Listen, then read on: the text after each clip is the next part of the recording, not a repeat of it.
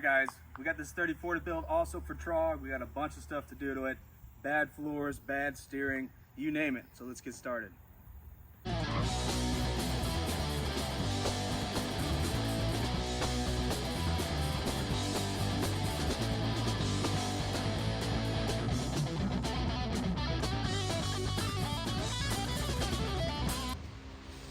All right, now it's time to get the 34 ready for TROG. It's going to be there this year.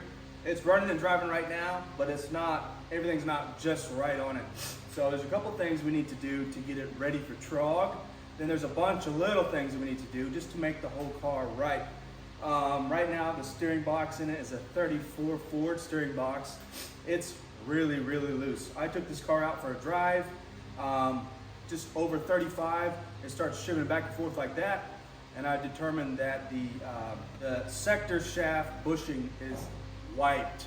So that sector shaft is what the pitman arm is bolted to, and it's a push and pull type steering system. So once you hit a good bump or a little bit of misalignment, tiny bit of misalignment in the front axle, it's gonna move and vibrate that sector shaft, and you get this crazy death wobble at speed. So it's gotta be safe to drive. We're gonna fix the steering box first. We're gonna do that the old school way, guys.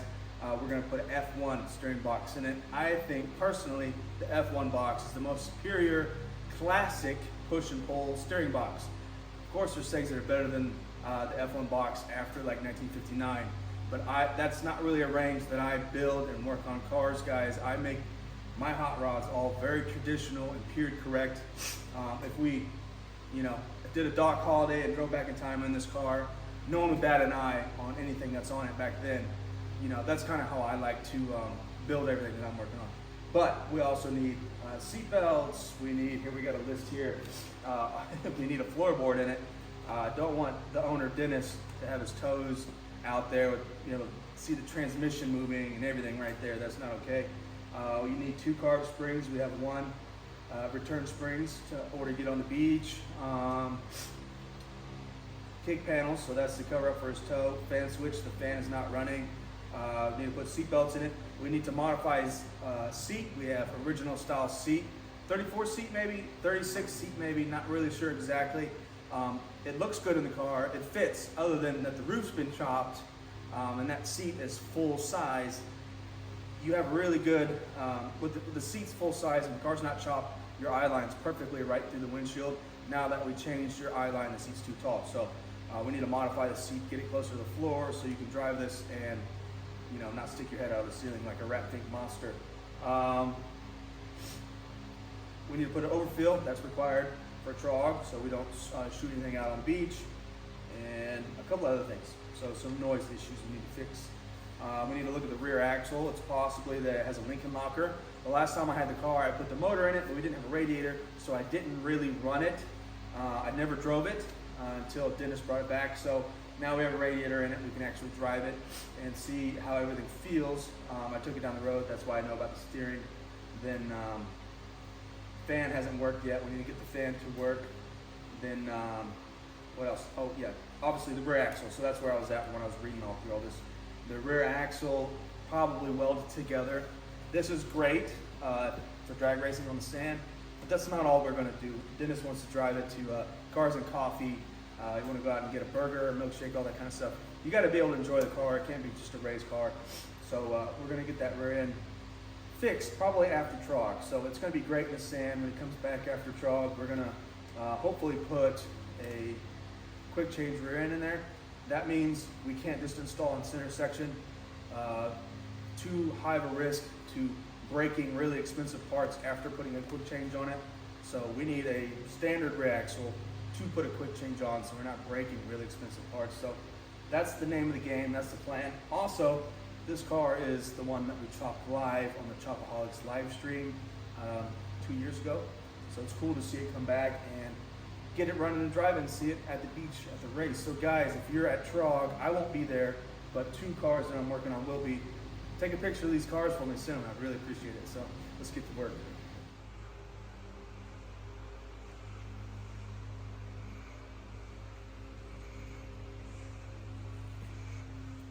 So we are going to fix this 34 steering box that's pretty beat up, pretty worn out, not safe to use. We're gonna upgrade it by going to the F1 box. This is pretty traditional hot rod style stuff here, guys. We're gonna modify this one to fit in the car. We have these plates from Millworks Hot Rod. This is gonna make our life a lot easier. So this helps me put this F1 column push-pull type on just about any car that will work with push-pull type steering box. So this is just an old box. I haven't rebuilt it yet, but we're gonna modify it, get it to fit in his car. Then once all the welding and hot stuff is done, we're gonna rebuild it, and this thing's gonna be fresh, like a brand new steering box. So technically what we're going to do is use his shaft so we can still use his steering wheel. We want to be able to run a 34 Ford steering wheel and a 34 Ford. I just think that looks hot. Now this shaft, what we're going to do is cut it off, okay? Then we're going to weld it onto this one. The way that we're going to do that is, this one has already had a shaft welded on before, so we need to grind this, make this real smooth and nice. Then we need to grind a, what do you call it, like a divot all the way around so it tapers in, both on this, both on that shaft.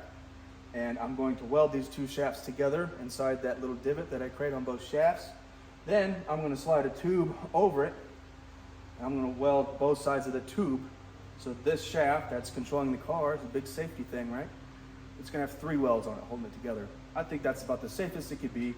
The only downside to that is the box has to be fully rebuilt before you do that, because this whole shaft comes out the bottom when you rebuild it.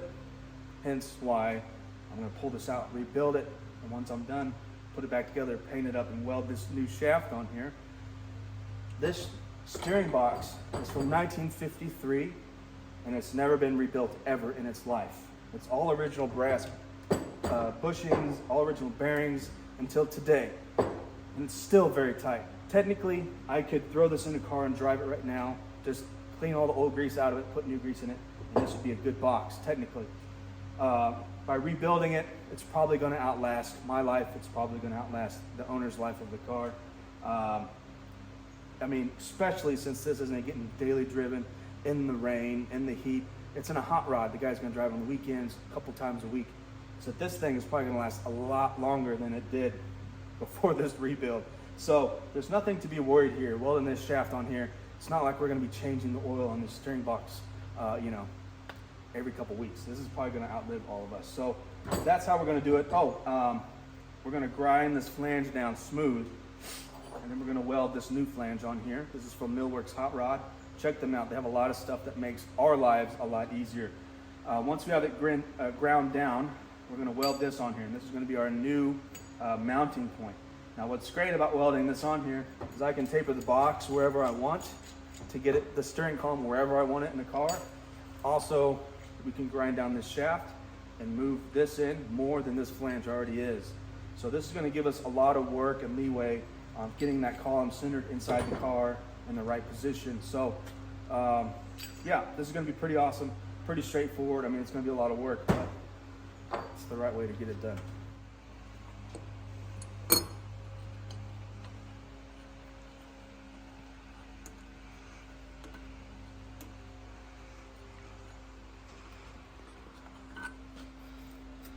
Oh yeah.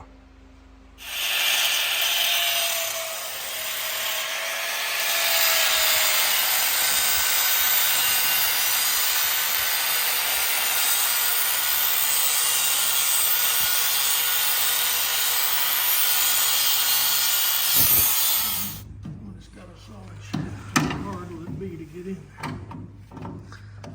there? Yeah, well, I'm not opposed to taking the some of the suspension off to lift this up in the air and get a good clear shot to get the box in. Well, I don't know. This frame was modified before he got in the car.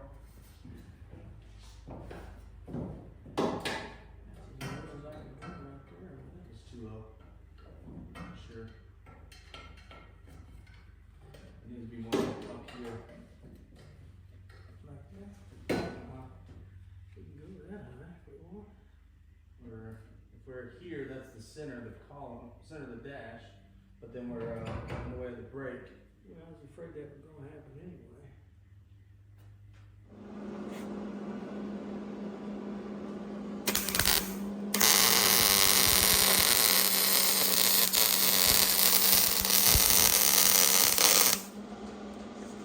a small ass head.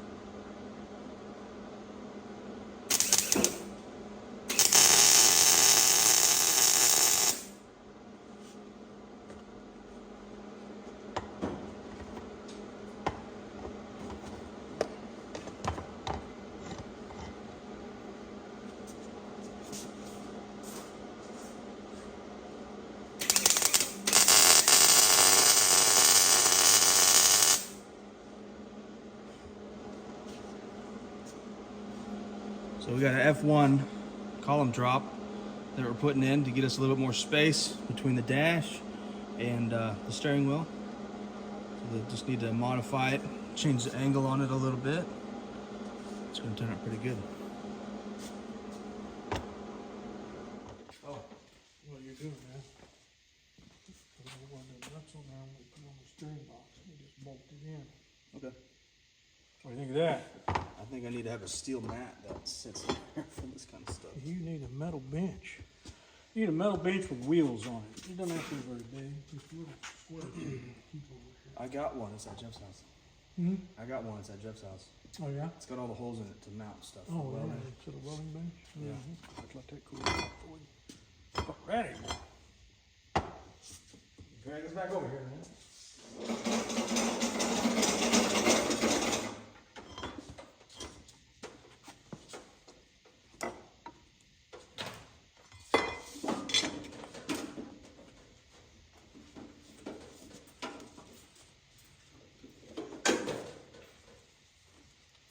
Should have told me 10 minutes ago when I was ready.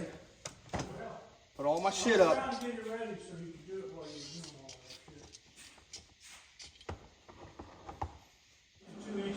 The 2 inches don't sound like much, but that's quite a bit. Yeah, the 2-inch drop on that seat. I think it. If you saw his picture, I mean, his head was out the window. Yeah, the seats for above the wheels are now, they're just a little bit.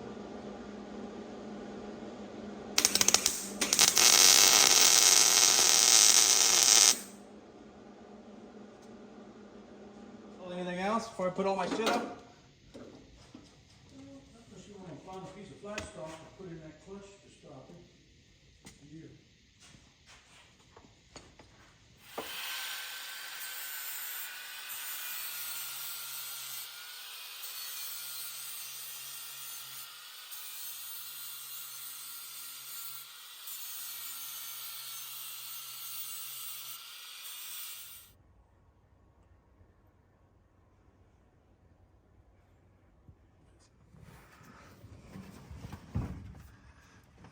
Oh, that's a little windshield. Yeah, it's for the small windshield. That was up. Belongs.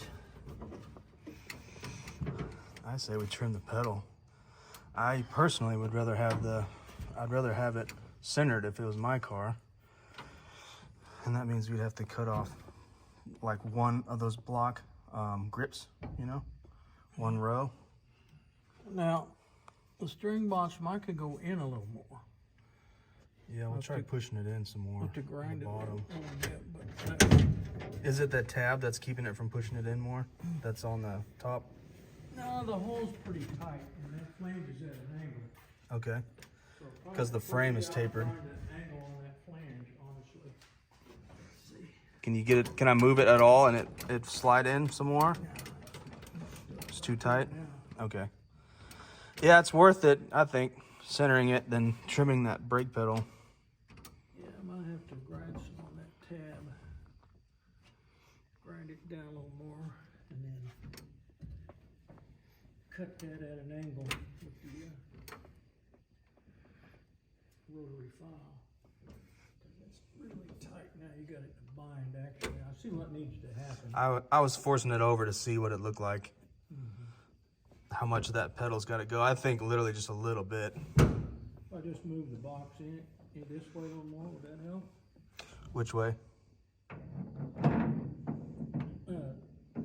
Away from engine.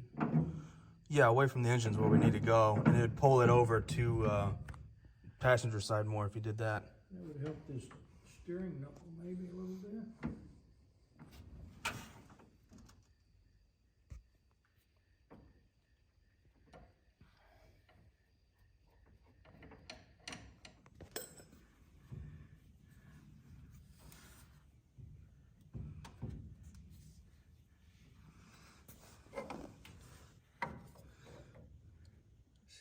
It's almost level if we do it this way. Pretty close to it.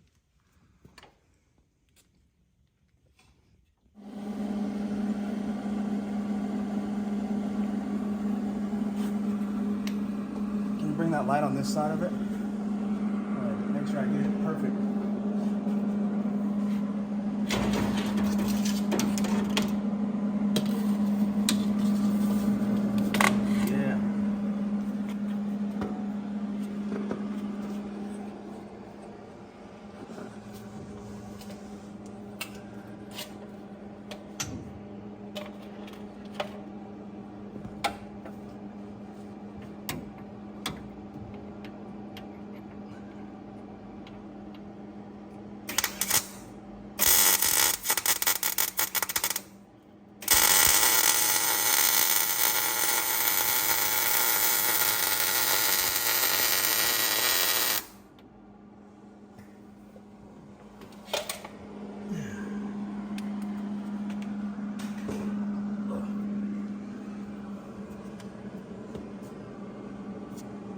Hot as I could get it.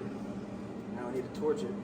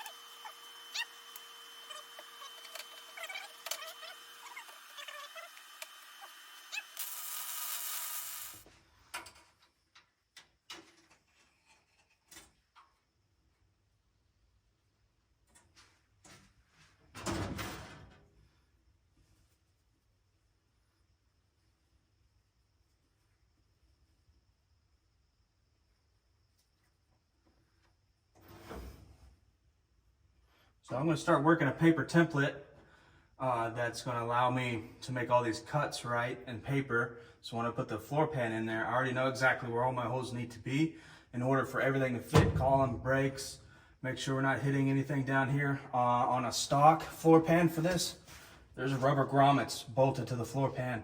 These clutch and brake pedals come up and hit the rubber grommet so they don't go all the way forward. Like the clutch, I don't want to mess up that thing I just did, but this clutch, I could pull it and it'll fold down on here on the floor. But if it has a rubber grommet here, when it comes up, it's nice and quiet when you let go of the clutch instead of hitting the floor or hitting something steel down here. You don't want anything steel on steel. But these little rods I bent in here, I was just making myself some structure. So when I put the paper up here, the paper falls onto these rods and doesn't just fall down in there and give me an inaccurate reading of my sheet metal that I'm going to put in here. This is going to be a very simple floor. Nothing fancy, guys. We're just good structure, somewhere good to put your feet while driving. Then we're going to put some insulation over it later on down the road. So I'm not going to spend 40 hours making this beautiful X's and O's and shapes and crazy stuff like that when I could put a good day into it, get a good strong floor, call it a day and keep moving. We have more than one thing to do. So get some paper going. Get my I just wanted to come up here and get my column. And after I get the column, I can push it up and do the brake pedals. Let me see your paper and I'll draw the angle on it right here.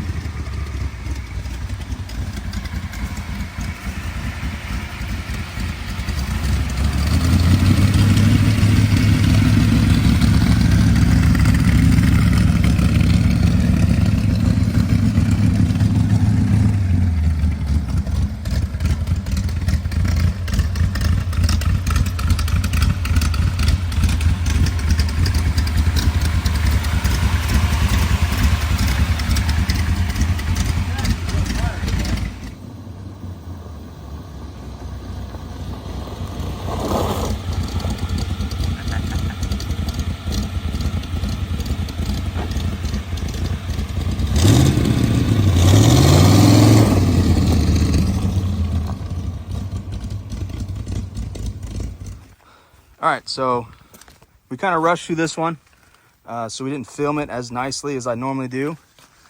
And you can see in here, we put a new floorboard in. The old floor was just junk. It wasn't even safe to put your toes down here. And we got a little cutout here. This is where the master cylinder is. Got a nice opening to shift this Zephyr transmission. We'll put a boot on it later. We redid his gas pedal. It was in the wrong spot, and once we put the transmission cover down, there wasn't enough room. His pedals are up and down right now. We might change them later. We just want Dennis, the owner, to drive it and let us know what he likes and what he doesn't like. So we can change the pedals, we can change the gas pedal. We can even move his shifter, but he needs time in the car to tell us what he likes. In order for this to be side by side, we'd have to move and torch and bend a lot of things. And I just want him to be happy and comfortable with driving the car before I commit to torching anything at all. So his feedback will determine what we do next with the floor and all that kind of stuff. You know, we need to put some seals in the floor, some brush seals on the pedals. But we're just getting him TROG ready. Got his extra spring on there. We have a cool overflow over here. Nice little brass overflow. We got wires for headlights, no headlights yet, but I think that overflow is super cool. Vintage looking. And this is the car we chopped a while back. I think it turned out awesome. Here's our new F1 steering box. Modified for a 34. Looking good. This car was not safe to drive when he brought it in, and now it is very much safe. So, cool little hot rod. That's my steering wheel out of my Model A. And we're gonna get him his own. We're gonna order one. This car, I think, is worth having a nice repop or restored one with this stainless steel in it. I think it would look good with this tack. And his blinker that's down there, and then these cool switches on the dash. So the first switch on the dash is the coil, second one, fuel pump, and the third one is a electric fan. So I know a lot of you guys want all this stuff to be period correct, but hey, when you drive these flatheads a lot and these motors cost as much as they do, you know, you need some good fan, good cooling.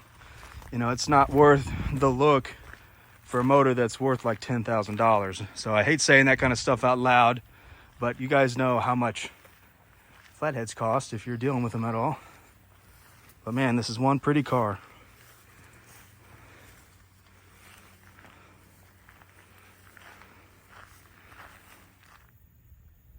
All right, 34 is good to go. See you at TROG. See you guys next time. That's it.